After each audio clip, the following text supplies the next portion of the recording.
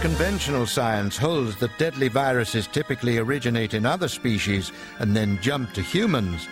Some scientists believe the biggest threat from plague could come from outer space.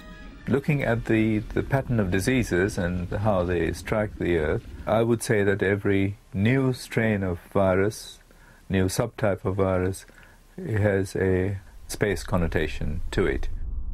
If Chandra is right, it is possible an asteroid could one day deliver a deadly new strain of plague.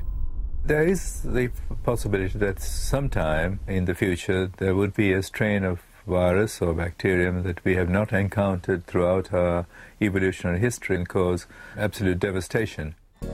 And killer plague from outer space isn't the only concern. Deadly new bioweapons are also being developed in laboratories around the world. Fringe cults and apocalyptic madmen could right now be developing such bioweapons. As deadly as atomic bombs and far cheaper to produce, infection with a few particles can mean a slow, agonizing death. It might only take one moment of madness from an absent-minded boffin to release such a deadly new strain of plague. Once out of the lab, this grotesque killer would quickly begin to spread. Anywhere in the world, infection is on our doorstep. We're all moving around the world, and within 9 hours, that virus can arrive here in London or indeed anywhere else in the world. No one will be safe. This deadly invisible assassin will swiftly bring entire cities to a standstill.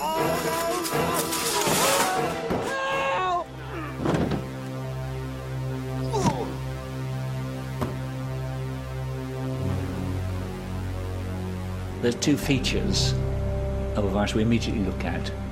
And what we ask is, how long is the incubation period? That's the time between the time you get infected and the time you show symptoms. And the other thing we look for is what's called its reproductive number. And this reproductive number is basically how many people are going to be infected by one person with that virus. If the reproductive number is high, and the incubation period is short, then you've got a problem on your hands. This monster plague will bring death on an unprecedented scale. Economies will collapse. The medical system will be unable to cope. No one will be spared a terrible, ugly death.